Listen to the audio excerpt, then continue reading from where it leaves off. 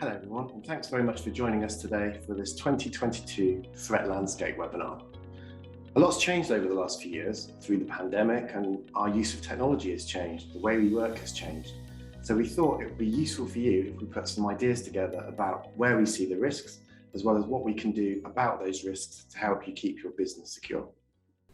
So just wanted to give you a brief introduction about us. So my name's Vaux, I'm Managing Director at claireLOGIC. I've worked in the IT industry for over 20 years now. And the company that I'm Managing Director of is claireLOGIC.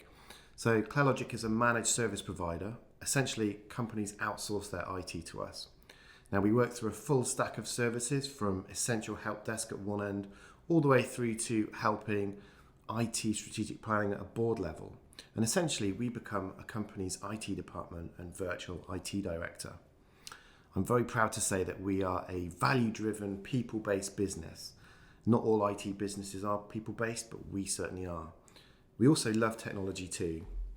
In what we do, we deal with everything from a member of your HR team calling up and asking for help with Excel, through to planning and delivering a new office with computers, servers, Wi-Fi, and everything else in between. claireLOGIC is based in Abingdon, just outside of Oxford, and we cover the Thames Valley in central London. And our team is actually spread over both locations. Although we're UK based, we do work globally as some of our clients are international. We're often working in America, Canada, Europe and the Far East. So today I'm going to share with you how we see the 2022 threat landscape. Now, when dealing with cybercrime, it can be easy to view it as just a nuisance, that is until it affects you. But cybercrime is serious, it is a crime, and it's organised by criminals. And it has the potential to destroy your business. In fact, you're around 9 times more likely to suffer from cybercrime than you are to be the victim of a physical crime such as a burglary. So addressing the IT risks in your business should be a high priority. And of course, things have changed now. Some of the risks are actually quite different. Things have changed. Technology use has changed. We've got new threats, we've got threats that are slightly different. So what I wanted to do in this webinar was essentially give you some of the ideas around the top threats that are a threat to your business, as well as giving you 4 or 5 takeaways on how you can help keep your organisation secure. So looking back across 2020 to 2021, so the average cost of a data breach has actually risen by 10% versus 2020.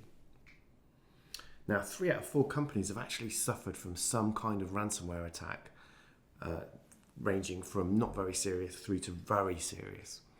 And out of those companies that were affected very badly, actually 2 out of 3 companies were forced to pay a ransom. So that's like giving money to a criminal. Well, that is giving money to a criminal. Interestingly, board awareness of cybersecurity has risen from 58% to 88%. So that's a big transition, and I think that's obviously been powered through by the change of working from home, etc. Also, an increase in remote work has actually resulted in increased ransomware attacks through the pandemic. And companies have shifted workloads to the cloud, but that actually does bring increased security vulnerabilities.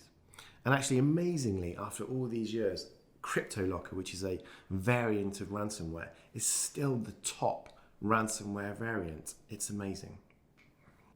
So the 2 biggest threats to your organisation at the moment are ransomware. Now, ransomware is where you can't get access to your own files. That's where somebody clicks a link or downloads something, and then that process essentially goes through all the files in SharePoint or all the files on your server, and it encrypts them. And then you can't open them. If you try to open a Word document that is encrypted, you can open the document, but essentially it's full of gobbledygook. It's all been encrypted. And that can happen to files, Excel spreadsheets, the lot. It can even happen to cloud providers too. And actually it's so prevalent now that some hackers actually now have call centers. So you can ring them, pay a ransom through Bitcoin, and then get the decryption key. So that is one of the biggest risks to your business in 2022 is ransomware. And then the second biggest threat is actually loss of productivity. Now, loss of productivity is often off the back of a catastrophe. So it could be off of the back of a ransomware attack, but it could be off the back of fire or theft or something like that. And the problem with loss of productivity is it gives your business a big amount of downtime. You therefore lose revenue, or you at least delay revenue. And of course, it has a very bad impact on your reputation. A couple of examples here of companies that have actually suffered ransomware attacks is the NHS. So the NHS, we all know about this. It was hit by the Wannacry ransomware variant in 2017. It actually affected 80 out of 236 trusts. So a big chunk of trusts were affected. And it exposed a Windows vulnerability. There was an unpatched version of Windows 7 that was out there. Essentially, it just wasn't patched.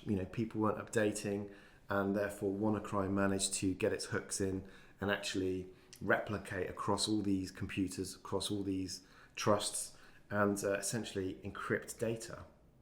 The ransom was not paid, so the NHS said that they did not pay the ransom. And actually the attack was stopped by a researcher who accidentally, I think it was accidentally, actually found a kill switch within the code. So that was great, that was the good news. But by then, it actually cost the NHS an estimated £92 million in disruption, lost time, etc. So there's one example of how ransomware can have such a deep effect on your business. Another example is the Weir Group. So the Weir Group is one of Scotland's biggest engineering companies, very large. Now, they got hit by a ransomware attack. They acted well to the incident. They shut down their systems to stop the spread. So obviously they would have had some downtime. But still, the experienced delay of all that happening actually delayed their revenue of £50 million over the course of a period of time. And the actual cost of the attack was estimated at about £5 million. So again, huge impact, and actually the identity of the attackers is still unknown. So how do these risks come in? So let's have a little look at that together now. The first, and probably the most prevalent risks, are something called phishing and spearfishing. So a phishing attack is where a hacker, or sometimes not even a hacker, sometimes it can be some kind of AI bot, actually sends an email, sends thousands or hundreds of thousands of emails to many people. And essentially that email basically contains a message, something like, your Hotmail account has been disabled, or your banking account has been disabled. Please click here to log in. And that's a phishing attempt. And so as a user, if you click on that link and you put in your username and password, they've then stolen your details, and then they can use that against you. So very easy. Phishing is a very easy way to essentially get into an organization, to steal data, to hijack somebody's account. And essentially, if you want to drop ransomware into an organization, then that's a good way of doing it. And then you can encrypt all their data, and then you hold them to ransom. So that's one very large way in which a lot of phishing happens. Secondly is another way called spearfishing. So this is very targeted phishing. So, we all have an online presence. We all use Strava or, some kind of fitness app or whatever. And we can't help but leave breadcrumbs online. Maybe a group that we post to on Facebook is public and not private. And so it can be quite easy to make up a picture of somebody's life about, where their children go to school or something like that. And therefore, it's very easy to follow the breadcrumbs, and then from that you can make a very good spearfishing attempt. And that could look like, emailing to say, emailing looking like an email is from a school, and essentially saying, your child needs picking up or something. You need to log in here to pay for school dinners or whatever. And because there's enough data in the email, you think it's genuine, and therefore you go in and fill in details. So another risk here is about poor IT management. So first off, IT administration. So, password management and hygiene is the first one here. So, companies are often not looking after their passwords. They should be storing them somewhere encrypted. They should have good hygiene around the passwords, not leaving them on a post-it note that's on the wall next to the window. So very, very easy to fix something like this. Sometimes there'll be a bit of work to do culturally to make sure people are storing those passwords in the right place. But without good password management, you're going to be using weak passwords because you can't remember a complex password. And quite often that then causes password reuse, where you're using the same password for multiple places. Another problem with lack of IT admin is around leaving user processes.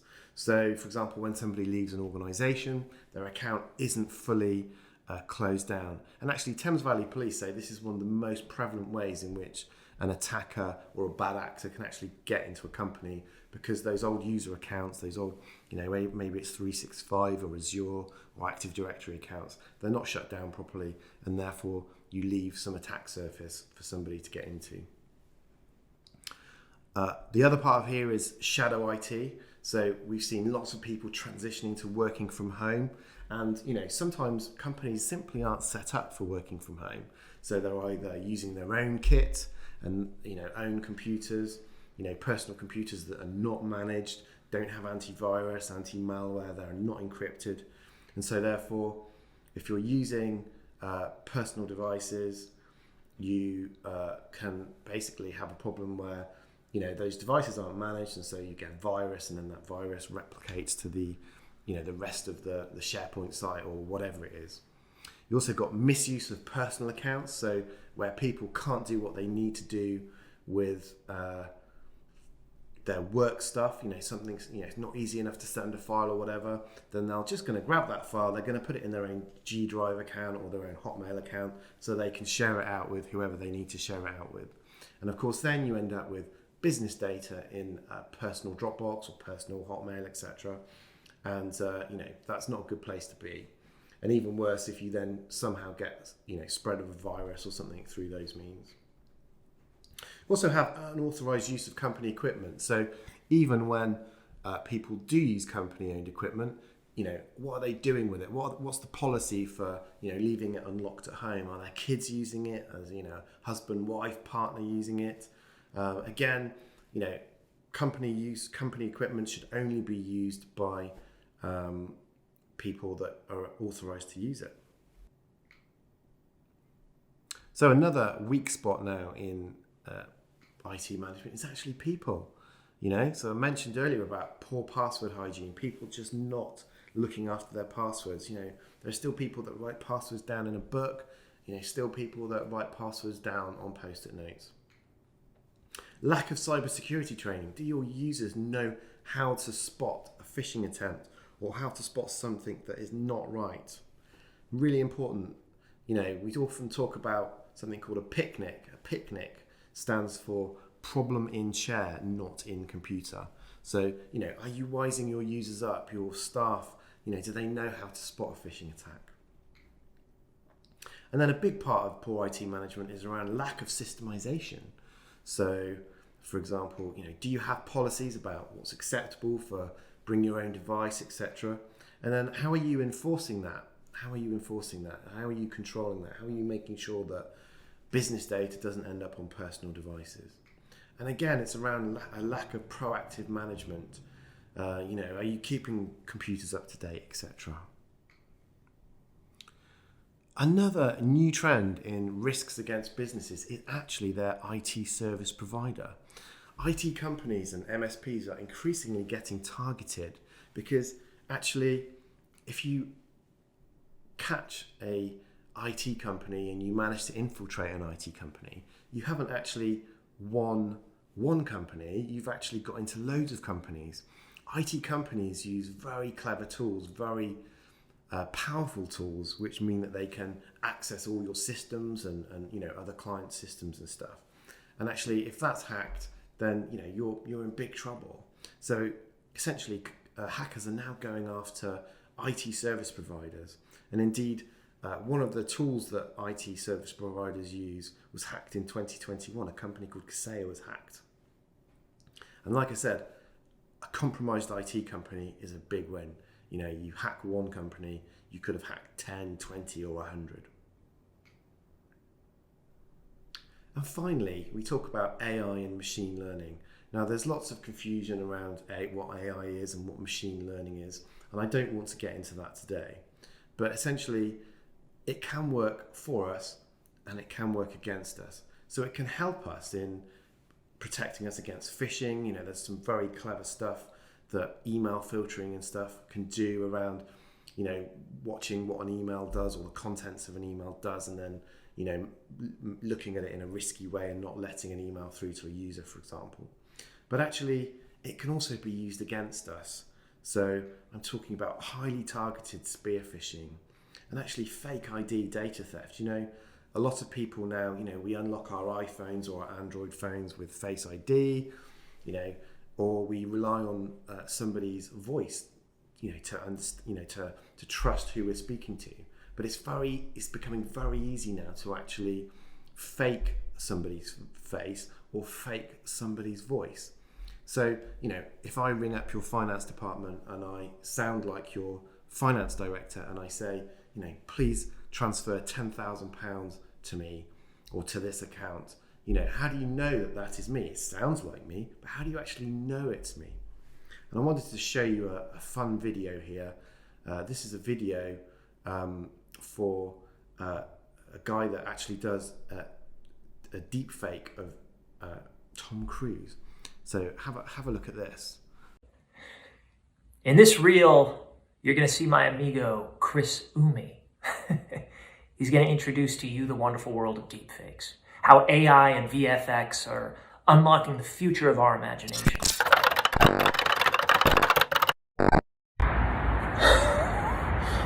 What's up, TikTok? You guys cool if I play some sports?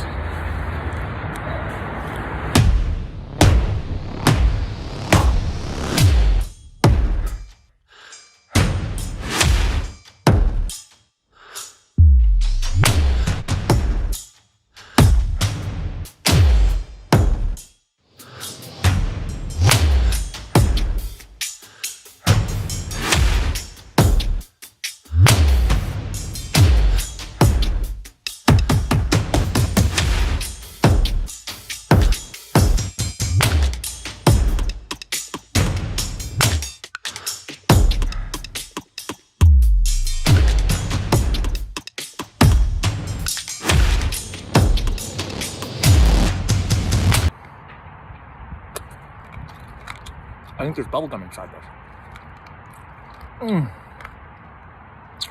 That's incredible. How come nobody ever told me there's bubblegum? Incredible. Oh yeah. So as you can see there, it looks really realistic. It really can look very realistic. And of course it looks realistic and it also sounds realistic. So, in future we're going to need to consider how we can protect against people using deep fake to try and get us to do something we shouldn't be doing. But essentially, the consequences of something bad happening to our business are going to be downtime, they're going to be bad PR, and ultimately, it could result in your business failing. So what can be done about this? Well, look, here are 5 ideas, 5 points where, we can make some recommendations here, some ideas of how you can better protect your business. So take a note of these and check them out with your IT provider, with your IT manager over the coming days. So number 1 in the defense of ransomware, phishing and all that kind of stuff, number 1 is BCDR, Backup Continuity Disaster Recovery. It's so important to be able to get back to a different state, and you need more than backup. Backup alone does not protect you from downtime. It can be great to have a full backup of all your data, but if it takes you a week to use it, how is that impacting your business? So that's where having continuity and disaster recovery elements of a backup solution really help, because that means that instead of taking days or weeks to get back to operations, you can be actually up and running again in minutes. Number 2 here is about antivirus malware protection. Obviously, we've been using it for years, but now more than ever, it's really important to be using good antivirus, anti-malware protection. Number 3 on this slide is multi-factor authentication. This really is a very easy win that will help you to protect your accounts that you use for whether it's HubSpot or 365 or whatever. And I'd say actually, if you're only going to use multi-factor authentication on one system, use it on your email. Because if somebody hacks into your email and gains control of your email, they own you. They really have you then. There's nothing you can do, because once they have your email account, they can use password resets on all the other systems that you use, whether it's Amazon, etc., etc. And all those password reset emails come into your email. So stopping people from getting into your email is a good thing. And another part of this is email security. So, how are you looking after your email? Are you backing it up? Are you archiving it? Are you filtering it? Email security, very important. So, number 2 is train your teams. What does a phishing attempt look like? You need to get those people that are working in your organization to become human firewalls. Some things sometimes can be really common sense, like not clicking on that link, but we all, sometimes can be a bit duped by these things. If you see a USB stick outside on the floor in the car park, in the office car park, don't just pick it up and think, I wonder what's on this USB stick. Plug it in and have a look. You could just be bringing your whole network down within the next 20 minutes. So some training, some common sense is really good. And essentially by training your teams, you're turning them into human firewalls, and you're also avoiding those picnics, those problem in chair, not in computer problems. So, everything you can do here is actually going to help you to reduce your attack footprint. Number 3, question. So user access. Do people have the right user access? Do they have too much user access? It's very often the case that people have more access than they really need. And actually, by reducing people's access to just what they need in terms of files, folders, SharePoint sites, mailboxes, applications, whatever it might be, you're helping to reduce the overall attack footprint for your organization. Policies and procedures, have you got the right policies and procedures in place? Those procedures for onboarding a new user or for offboarding a user that's left, are all those accounts being closed down? Is, email being forwarded to somebody else? All those different things. All needs to be systemized, procedurized. Privileged access management, this is a big one. Do you have any privileged access management in place? Any password managers, anything like that? Are you relying on people to do their own thing? Are some people using KeyPass and other people using an Excel spreadsheet or a Post-it note? You need to manage this centrally and have a single source of the truth, which is also secure and backed up. And think about, what we talked about earlier around deepfake and people pretending to be somebody else through, hearing their, you hear their voice and, you think that's the finance director calling. What additional steps could you be putting in here to help authorize or to help deny, things that aren't right? Do you need a, challenge response passphrase? So, the policy could be that if the finance director calls up and asks to make a £10,000 payment to somewhere, he will give you a passphrase, and that passphrase could be rosebud or something like that. Any word that is instantly recognizable and it shows that person is the person. And again, leaving users, we talked about this, is there a leaving user process? Are those accounts being closed down? Thames Valley Police, I think I mentioned earlier, actually say that that's the 5th biggest cyber risk to a business, is people leaving and their accounts not being closed down properly. Number 4, review your IT. Who are you using for your IT? Do you have an internal department or are you outsourcing? What standards are they using? Are they, do they have cyber essentials? Do they have ISO 27001? Having good management systems within an IT company or managed service provider kind of shows you in a public form that, they take cybersecurity and information data security very seriously. Do they have management systems in place? Are they working well? Are they making sure that people are always onboarded in the same way or offboarded in the same way? Testing. Do they test your backups? Monitor. Are they monitoring your network? Are they monitoring the dark web for you, trying to find out if your data is out there, etc.? And are they essentially being proactive? It's very important when you're managing IT infrastructure to be proactive, to be one step ahead, to always have those updates installed, to always be thinking ahead. And finally, this often doesn't get enough airtime, but it's to report it. Report data breaches, report issues to the ICO, to the police. Let your stakeholders know about it. From working with Thames Valley Police on a few things, one of their biggest gripes is that people just don't report cybercrime, and they get funded on how much stuff is reported. So we need to make sure that we're reporting everything that goes on so that they essentially can be given the right budget to actually help us as business owners and business managers. And of course, never pay for a ransom. You need to be in a position where you never pay for a ransom. You wouldn't want to pay somebody that kidnapped somebody or a burglar or anybody like that. Never pay for ransomware. Make sure that you are in the right position to look after your business, look after its data, and be able to recover when you need to. Well, look, thank you so much for your time in attending this webinar. I hope that's been useful to you. And if you've got any questions or you've got you'd like to connect with me, then do email me, or you can always use this QR code to add me on LinkedIn.